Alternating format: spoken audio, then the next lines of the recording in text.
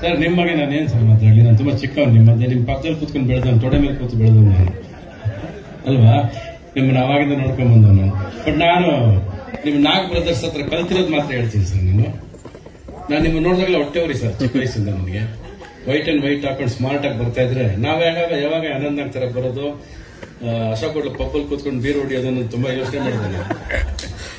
White and white ಹಾಕೊಂಡು ಎಷ್ಟು smart ಆಗಿ ಬರ್ತಿದ್ರಿ.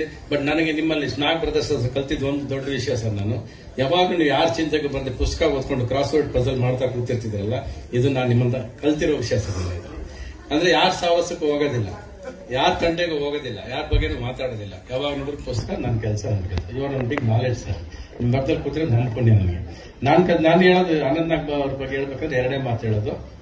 Your wonderful stature sir, beautiful poster sir, you have a good gesture sir, and your Kannada texture is ಅದ್ಭುತ sir. And we are proud sir. ನೀವು ತಗೊಂಬಂದ್ರೆ award ಅದು ನಿಮ್ದಲ್ಲ sir, ನಮ್ದು. ಈ ಸಮಾರಂಭಕ್ಕೆ ಬರಬೇಕಾದ್ರೆ ಇವ್ರು ಬಂದು ನೀವು ಬರಲೇಬೇಕು ಅಂತ ಕರೆದಾಗ ನೀವು ಬರೀ ದೊಡ್ಡ ವಿಚಾರಿ, ನಾವಿದ್ದು ಮಾಡೋ ಸಮಾರಂಭ ಇದು.